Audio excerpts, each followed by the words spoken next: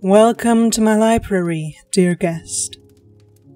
After another long break, the recording booth has finally been set up, meaning recording itself will become a much more easy and pleasant experience for myself, hopefully resulting in more consistent uploads.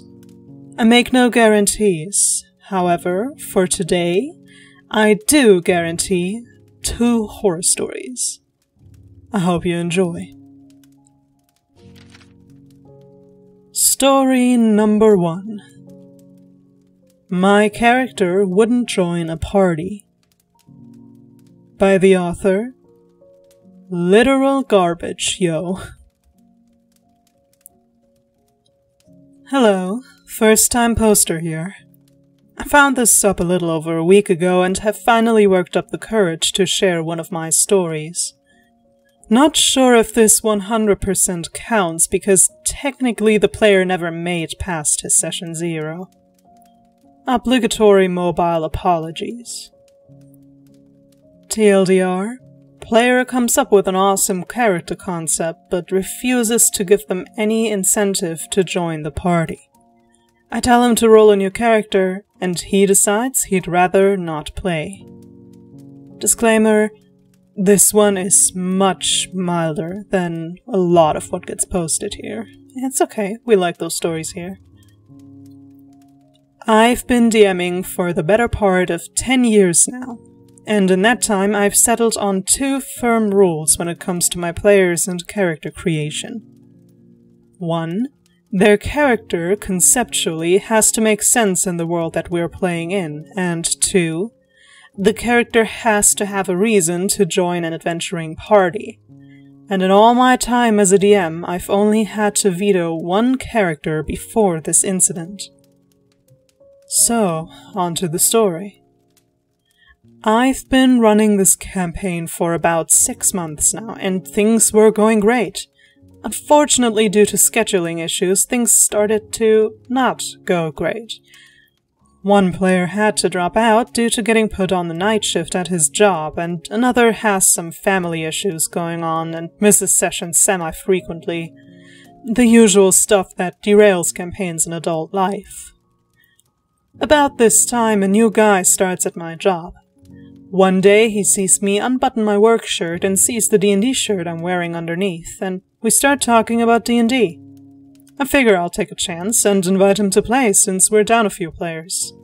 He accepts. I send him a few of the Google Docs I have with campaign setting stuff on them.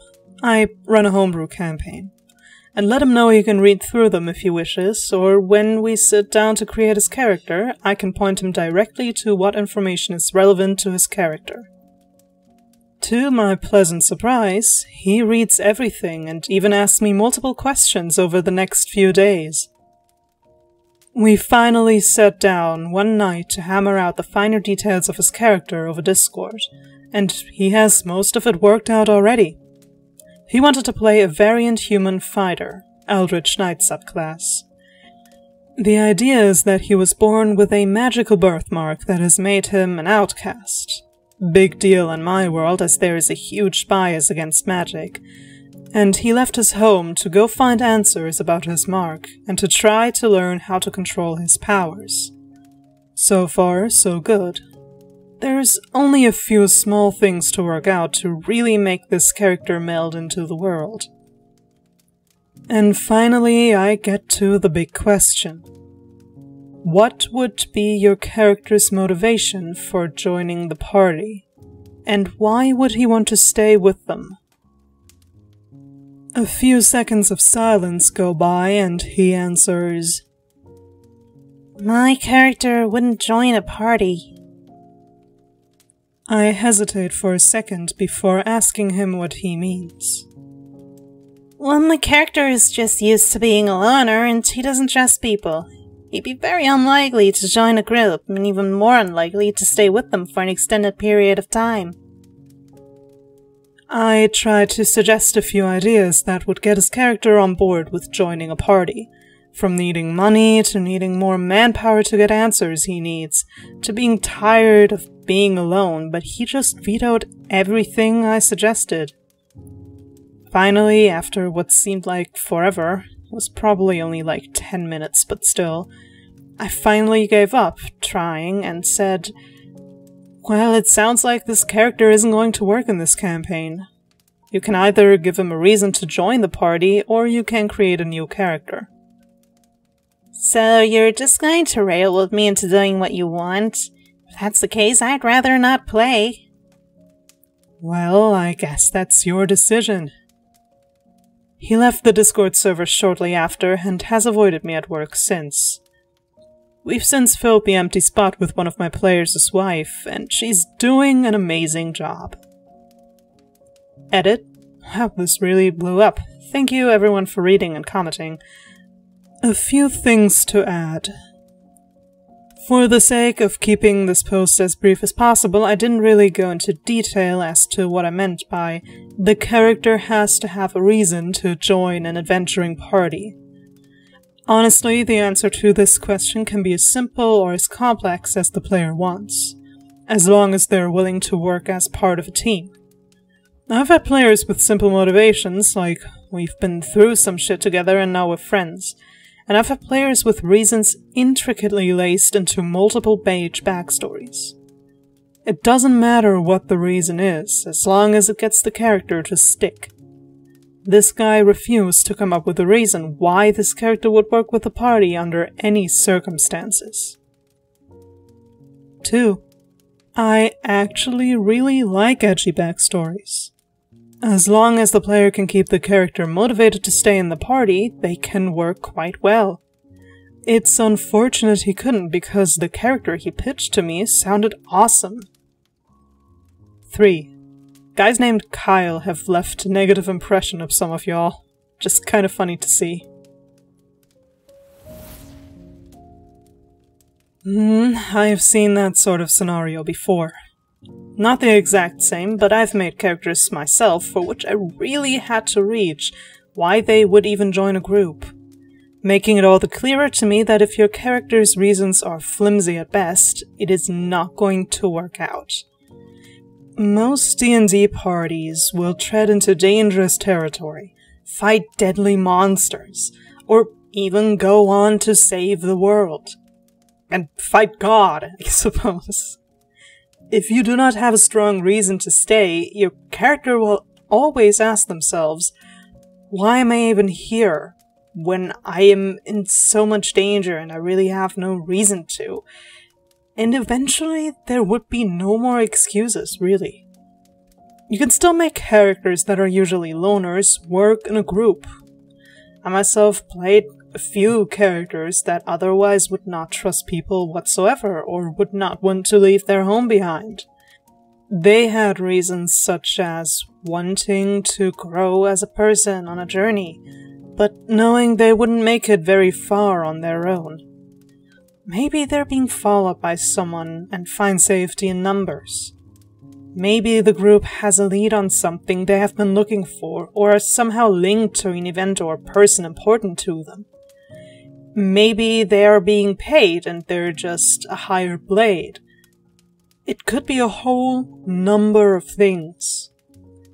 And if you want your character to be distrustful, I'd say that's fine too. Maybe they vow to keep a close eye on everyone in the party to the point it becomes paranoia, and with that a flaw of theirs that the party confronts them about.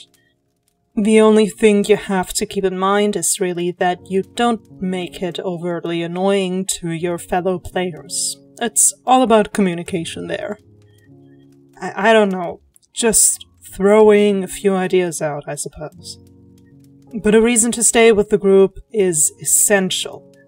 I had characters, again, where their reasons weren't strong enough, and I eventually had to make new ones. Because we're not playing a solo game here. And as we said, it doesn't have to be complicated at all. And once you get over the first few sessions and the party has stayed a while together, it is likely they grow fond of one another, and that is reason enough to stay. This all really plays into some questions you should ask yourself while making your character anyway. Such as, why do they act the way that they do? Why do they stay with the group? What's their motivation? What's their greatest fear? Why are they the class that they are? Etc., etc. Anyway, moving on to story number 2. Story number 2. A tidal wave of D20s, clattering across the table like aggressive stone tumbleweeds. By the author, Asterion del Toro. Game night at the local game shop. We try not to judge, but you could tell right from the get-go that newbie was going to be a problem. Saunters in wearing all black and a stainless steel skull ring. Slouches in his chair like he's hot shit. Makes small talk with the rest of the players, taking effort to point out that his favorite media properties are cooler than theirs. Comes prepared with a ready-built character. A stock standard mysterious rogue with mysterious backstory. Bends DM's ear before game about wanting a realistic campaign. Veteran players sigh. Start off in a tavern, cliché because it works. DM describes a packed tavern on a cold winter night, with snow gently falling. Inside, a jovial scene that includes a roaring fire, a cheerful half-orc bartender, and a human barmaid. For once, the newbie with the edgy rogue is not sitting in the corner. He is instead talking with the barmaid. "Hey, you're so cute," he says. She blushes and thanks him. "How much?" he asks. She quotes him prices for a drink and a meal. "No," says the newbie. "I mean, how much to get you to come to my bedroom tonight?" DM sighs, quite externally this time. She scoffs at you and walks away, towards another table. Newbie sneers at the DM. "I catch her by the arm and tell her that it's no use playing, and I know how to make it good for her if that's what she's worried about." DM says the barmaid shakes out of Newbie's grip and continues walking away. Newbie gets pissed and starts yelling at the DM that he should at least get to roll persuasion. And DM's playing the barmaid all wrong. DM tells him that the barmaid is not a prostitute, to which Newbie replies that of course she is. That's what wenches do. Oh no. At this point, another player cuts in to the effect that, actually, most taverns in the Middle Ages were family-owned businesses. Taking the cue, DM says the bartender taps Newbie's rogue on the shoulder and asks why he's getting all handsy with his daughter. Cue screaming Newbie arguing with the rest of the table that DM is pulling stuff out of his ass. Because how could a half-orc father a human child? The argument goes on for 10 minutes. At one point, a player says, well, in real life, there are mixed-race people with lighter skin. More shockingly, there are also mixed-race people with darker skin, which was hilarious. I think maybe you had to be there. Finally, Newbie has had enough and says, "You know what? Fuck this. I'm going to stab the bartender dead, then take the wench and drag her off behind the bar to get some." Argument stops. Table is stunned. DM starts to ask if he's sure, but is interrupted by Newbie rolling to hit, then for damage. DM leans back tiredly. After a moment, he asks the player to his left to borrow his d20s. The player hands DM a d20, and the DM asks if he can borrow another. DM goes around the table, borrowing every player's d20s. Some have extra for spares or luck, or to speed up rolls with advantage. Then he goes up to the store counter and buys more d20s. winding up with about 24 20-siders in all. Nobody knows what he's up to. Finally, he sits back down behind his screen and speaks. Okay. Your attack hits, and your dagger sinks into the bartender's belly. He stumbles backwards, clutching his side. The barmaid screams, which gets the attention of the other patrons. For a second, there's complete silence. Then voices. Holy shit, he just stabbed old Otto! She's gonna kill him! What?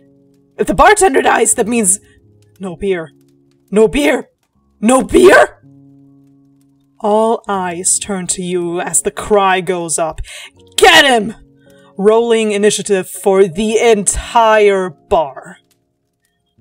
DM rolls, and it is a tidal wave of d20s of all different sizes and materials, clattering across the table like aggressive stone tumbleweeds, ricocheting off each other, knocking over minis, and making an ungodly racket. DM asks the other players what they do. They opt to sit at their tables, sipping their drinks as Newbie's rogue is dogpiled by over 20 half-drunk commoners.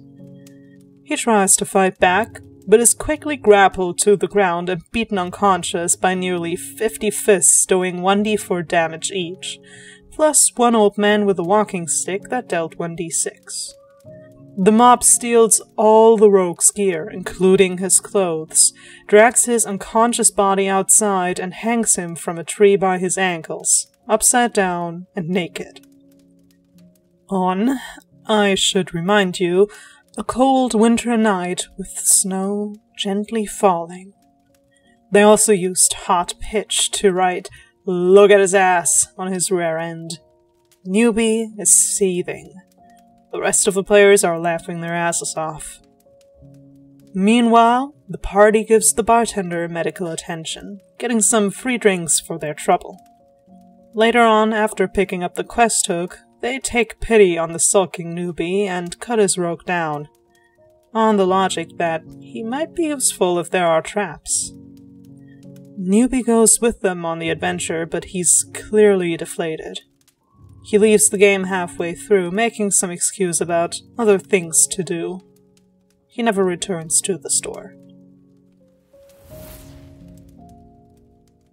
And this, people, is why you have session zeros. For the DM to explain what game they intend to arrange. For the players to give input and say what they would like and not like to see. And for everyone to get to know one another. Because I'm pretty sure someone who calls the barmaid over by wench, then assaults her father to try and rape her. Yeah, I'm pretty sure somebody like that would have stood out in a session zero. Leaving how they looked aside, because yeah, that bit was pretty judgy. But they got their comeuppance, and honestly, it wasn't unrealistic or railroady or anything like that either. It made sense for the patrons to take action. That bartender was known to them by name and pours their drinks. And as we learned from Vander... A bit of advice. Don't threaten the guy who pours the drinks.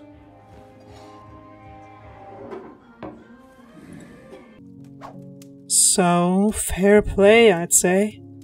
Act like this, suffer the consequences. And it's not like they immediately threw him out or anything like that either. He decided himself at some point that he wished to leave on his own. Of course, I don't know how the party treated him after this, but yes, if he had to really work hard to build up a relationship with them, that too makes a lot of sense. Now comes the last segment for today, as per usual. The Exhibition Journal, where I display the fan art you make for this channel. And no, we have the honor to witness 2 of Oni's pieces in a row. As always, impressively made, while remaining cursed to a degree. Hey, By now, it is a rite of passage to be femboyified by Oni, and I am damn proud to have made it there if I do say so myself. And look, we get 2 for the price of 1.